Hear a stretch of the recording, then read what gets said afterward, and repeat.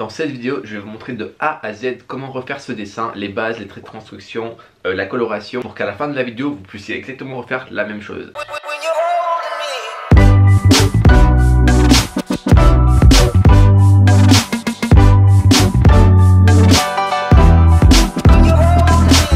Bien, juste avant de commencer le tutoriel, je voulais vous prévenir que j'avais créé 30 exemplaires de Kakashi, également de Deadpool et même de mon dernier dessin de Vegeta. Donc ils sont dans la description, ce seront des prints, il y en aura 30, ils seront datés, signés et numérotés. D'ailleurs, vous voulez d'autres prints que je n'ai pas forcément mis dans la boutique, n'hésitez pas à me dire en commentaire quel print vous aimeriez, et comme ça moi je pourrai en faire quelques exemplaires. Et aussi dans la semaine qui arrive, je vais annoncer le gagnant de ces toiles, donc il vous reste encore du temps pour participer. Je vous mets la vidéo quelque part, comme ça vous pouvez aller la voir si vous ne l'avez pas encore vue.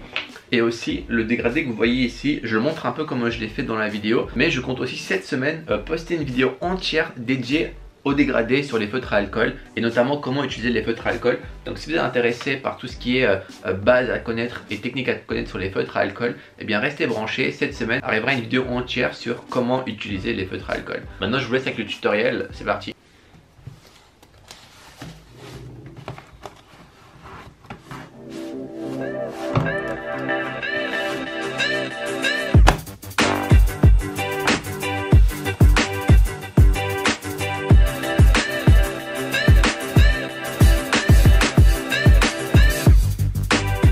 Alors pour commencer ce tutoriel, je vais prendre une gomme mie-de-pain, vous connaissez un peu, un stylo, un micro-pigment noir pour faire les contours ensuite, mon crayon à papier qui va me servir de crayon de base pour faire le croquis, et enfin une gomme de précision pour venir gommer donc les erreurs qu'on peut faire. Alors pour commencer, on peut tracer une ligne droite.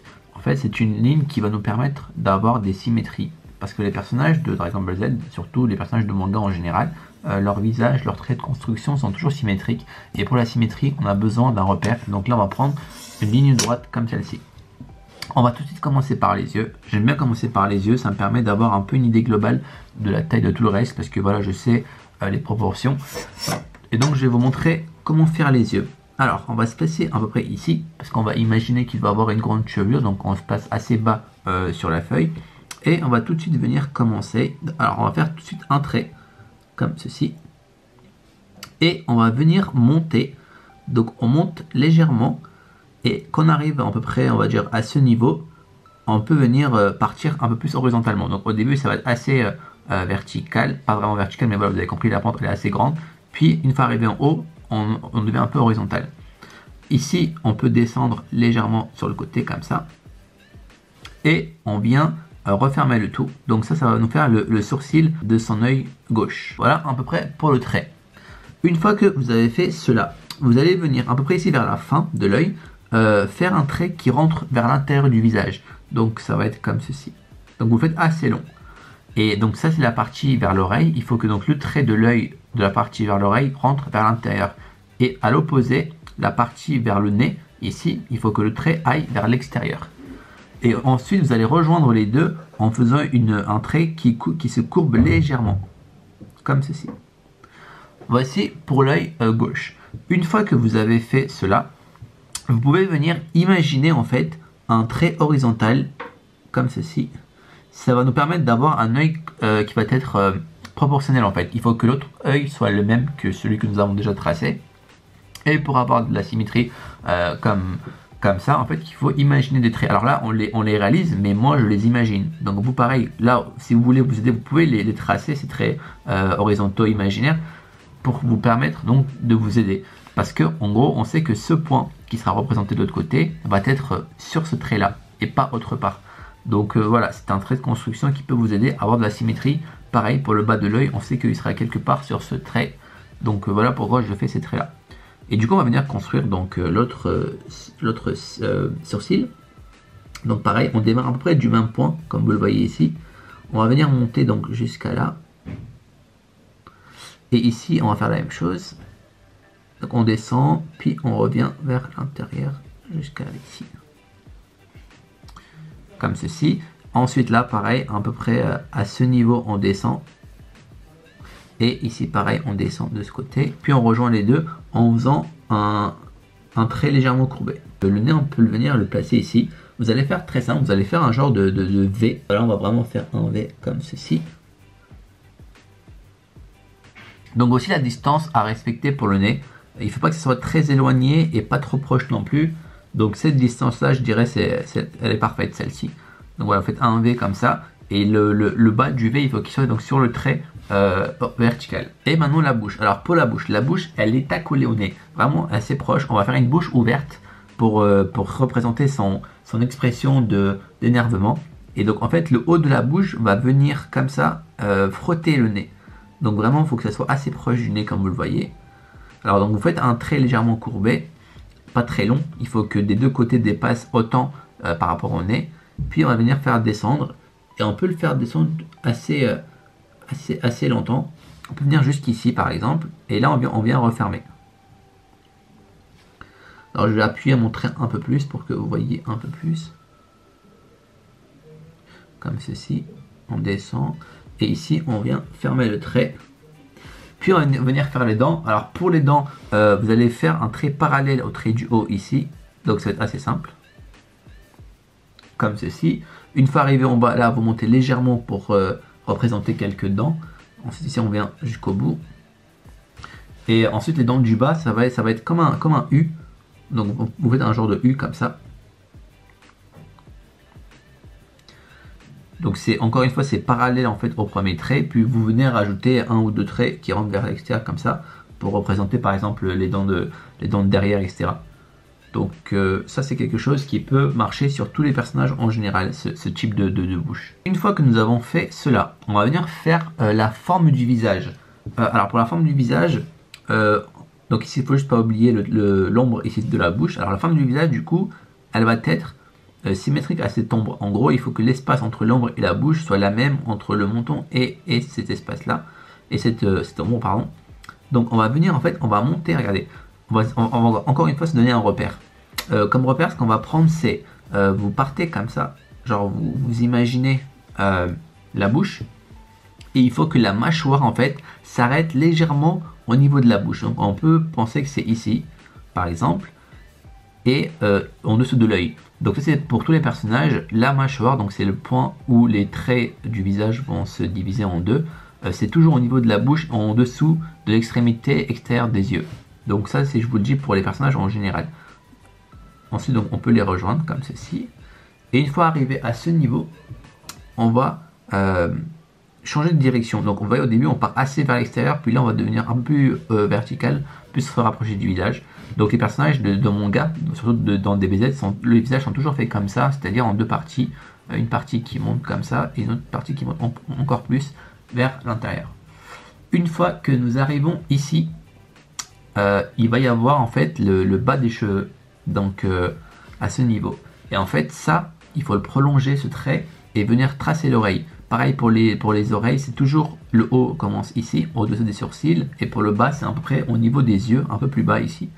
Et en gros les oreilles, voilà, c'est une petite boucle ici, là ça monte assez fortement, et ça fait ça. Donc ici on a une légère pointe, là ça descend, là ça remonte. Donc voilà, et maintenant on va faire la symétrie de l'autre côté. Pareil, on va monter à peu près à ce niveau. Ici, une fois que nous sommes là, on repart vers l'intérieur. Pareil, on va le faire monter jusqu'au niveau des sourcils, le deuxième trait. C'est-à-dire jusqu'ici. Une fois que nous sommes là, on va tracer le bas des cheveux. Donc ici, il va y avoir l'oreille. Ensuite, ce que l'on peut faire, c'est le bas de sa chevelure au niveau du front. En gros, il faut que vous arriviez à voir la distance qu'il y a entre les sourcils et le nez. Il faut faire à peu près la même chose pour ses cheveux. Donc voilà, on est toujours dans la symétrie, dans les bonnes proportions, etc. Donc on peut le faire ici. Donc vous allez monter, c'est un peu comme un M. Donc vous montez des deux côtés pour faire comme si vous faisiez un M en fait. Donc vous en avez un là. Et en fait, il va monter, il va dépasser les oreilles, mais il ne va pas aller trop haut non plus. Et là, c'est la chevelure, donc ça va rejoindre les deux comme ça. Vous voyez, et vous faites la même chose de l'autre côté. Donc pareil, vous imaginez un trait horizontal. Et il ne faudra pas venir le dépasser. Donc on monte jusqu'ici et du coup on va pouvoir venir redescendre à ce niveau. Pour savoir où est-ce qu'on s'arrête, on regarde l'autre côté. On voit que c'est venu jusqu'ici. Donc on va faire ça. Tout est une question de symétrie, surtout pour ces personnages. Ici, on va faire partir une première mèche. On peut la faire assez horizontale, comme ceci. Puis avant de terminer le trait, donc avant d'aller vers le visage, on va en faire partir un deuxième, comme cela.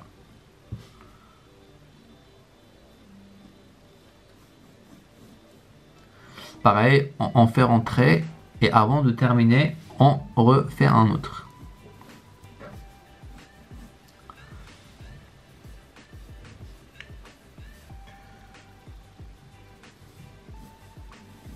Puis un autre.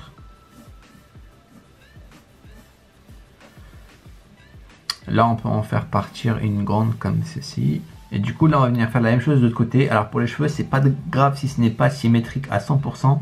Le but, c'est d'avoir une forme symétrique. Donc, on essaie de respecter un peu ce qu'on a fait juste avant. On essaie de monter, comme vous le voyez, au même niveau quand même. Pour que ça soit harmonieux pour les yeux.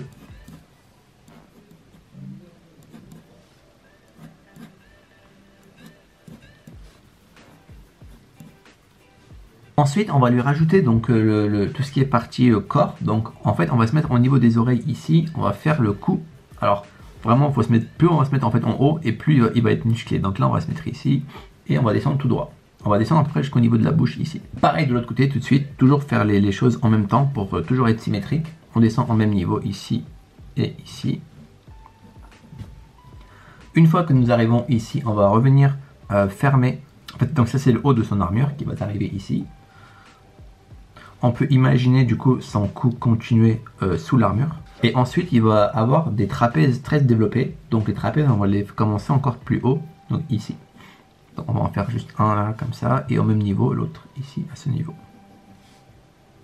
Et ensuite, on peut venir faire son armure. Donc l'armure, voilà, on peut l'imaginer comme ça. Là, il va avoir le truc jaune. Et ici, il va avoir les épaules bien rondes et bien costaud comme ça. Pareil de l'autre côté ici, donc il va avoir l'armure comme ceci, puis l'épaule comme ça. Voilà pour la forme générale. Maintenant on va venir faire dans le détail dans tout ce qui est visage, etc. Alors pour le visage, ce que on va rajouter, ça va être tout d'abord ici, on va essayer donc d'affiner un peu les traits. Il faut que ce soit donc les mêmes des deux côtés. Là on va venir gommer pour que ça soit un peu plus propre. C'est important d'avoir ces dessins propres, ça permet de mieux voir ce qu'on a fait. Voilà, une fois que nous avons ça, on va venir faire ici comme ça un trait. Puis on va rajouter ici au niveau du nez des rides un peu pour marquer son expression d'énervé. On peut également rajouter encore des rides. Plus vous allez rajouter des rides, plus ça va lui donner un air vénère. Ensuite, on va venir faire ici sous les yeux 3 traits. Alors c'est important de les faire dans cet ordre-là. Le premier qui va être le plus au centre va être celui qui sera le plus haut, ici. Puis un deuxième plus bas et enfin un troisième qui sera plus long. Il va faire la même chose maintenant de l'autre côté. Ça permet de donner vraiment le trait de caractère du personnage. Et ça, c'est équivaut pour tous les autres personnages de DBZ. Ils ont tous ça sous les yeux. Enfin, les slides en tout cas. Ensuite, également, on peut rajouter ici un trait qu'on fera bien sûr au feutre après plus tard. On peut en rajouter un ici au niveau des yeux. Ça permet de marquer un peu plus l'arcade. Ensuite, on peut faire des traits pour marquer les veines. Donc ça va être un trait comme ceci, puis un deuxième qui va venir comme cela. Et ensuite, voilà, on viendra marquer avec les couleurs pour faire les jeux d'ombre, etc. Ici, toujours mettre des traits au niveau des sourcils et des pattes des cheveux. Ça représente en fait les cheveux en plus qu'ils ont. Pour l'oreille, très simple, voilà, rien de compliqué. On fait juste un ou deux traits comme ça pour marquer un peu le creux de l'oreille. Donc ça, c'est des choses qu'on fait tout le temps. Donc là, toute cette partie-là sera plus sombre que cette partie-là. Ensuite, pour l'autre oreille, on va faire la même chose. Ici, comme ça. Donc on essaie de retenir un peu les formes des traits parce que pour les personnages des BZ, ça sera toujours la même chose au niveau des oreilles, au niveau des yeux, au niveau des rides. Après, c'est juste l'entraînement. Moi, pour pouvoir faire ça, je me m'étais entraîné je sais pas combien de fois dans ma vie, ce qui fait que maintenant j'y arrive assez facilement. Donc voilà, c'est vraiment une question d'entraînement. Ici, on peut rajouter quelques traces de blessures. Alors les blessures sur ces personnages sont représentées par juste des traits, très simples comme ça. Les deux traits que nous avons mis ici, on va les représenter de l'autre côté également. Et deux, on peut faire également ici des veines. On fait comme ça. Et on viendra ensuite rajouter donc une couleur un peu plus foncée pour ces deux endroits. Et pour finir, on peut lui rajouter ici au niveau des coins de la bouche 2 ou 3 traits qui vont représenter en fait les rides formées par sa bouche lorsqu'il crie comme ça. Donc on peut en mettre un là et également un ici. Ensuite pareil, quelques rides ici, quelques traces de blessures ici, on peut en faire là. On peut même lui faire ici des traces de blessures comme ceci. Voilà, vraiment n'hésitez pas à le marquer. Et pour finir, on peut venir lui rajouter donc les iris. Alors on se met à peu près au milieu. Alors c'est pas vraiment mieux, c'est un peu plus centré vers le milieu du visage. On vient faire 2 traits comme ceci. Donc il faut imaginer une boule ronde, mais voilà, vous mettez que la partie qui est visible dans l'œil. Donc ici, et également pour cet œil, à peu près à ce niveau. Donc voilà ce que ça donne. Et maintenant, si on recule de loin, voici ce que nous avons comme dessin, entièrement fait au crayon à papier. Et maintenant, on va venir passer avec un pigment noir pour marquer les traits définitivement et avoir le croquis final. Et après ça, on coloriera. C'est parti.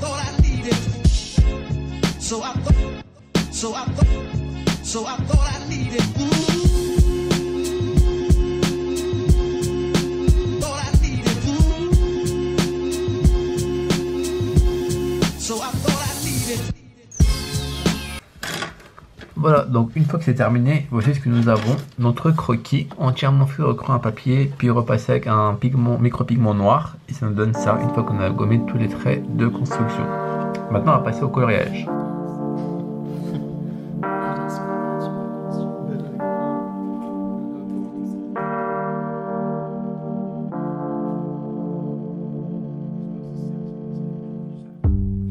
Oh God, time. You made me feel sweet. And if I'm losing my mind, would you lose yours with me? You made me wanna melt like butter in the pan. It's hard to keep my cool, knowing I'm your man. So let's spend some time wasting it away. Your love is like music. You went and changed the game. We're breaking all the rules. Our star signs don't match. Immigration issues trying to prove I'm with you. I'm gonna miss you. We'll hate to see you go. Wish time could just go slow. Will truly dim my heart, but it's only time apart. And in no time we gon' be right back, right by my side like a monkey on my back. It's been a ride and we know when it's done. I guess you need the lows to know when you're up.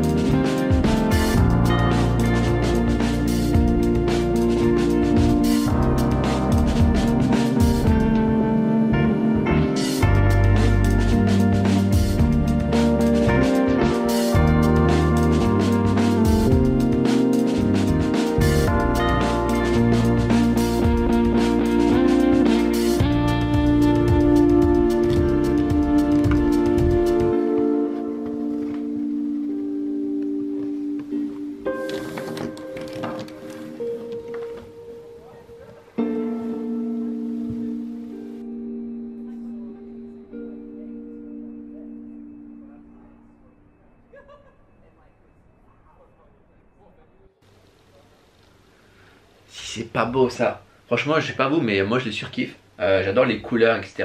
Également l'emplacement, ça fait que dans un cadre, bah, c'est très joli. Vous voyez là, je l'ai encadré dans un cadre blanc. Ça ressort vraiment les couleurs et tout, j'adore. Sachez que j'en ai fait 30 exemplaires de ce modèle. Donc si vous voulez avoir le même que celui-là, eh bien vous pouvez aller checker ça dans la description. Sur ma boutique en ligne, j'en ai mis 30. Ils seront datés, signés et numérotés. Donc si ce tutoriel vous a plu, eh bien n'hésitez pas à me le faire savoir. Et s'il y a des choses qui ne vous ont pas plu, eh bien n'hésitez pas à dire dans les commentaires. Comme ça, eh bien moi je m'améliore pour vous fournir de meilleure qualité. Et sinon voilà, n'hésitez pas à refaire la vidéo, à m'envoyer ce que vous arrivez à faire.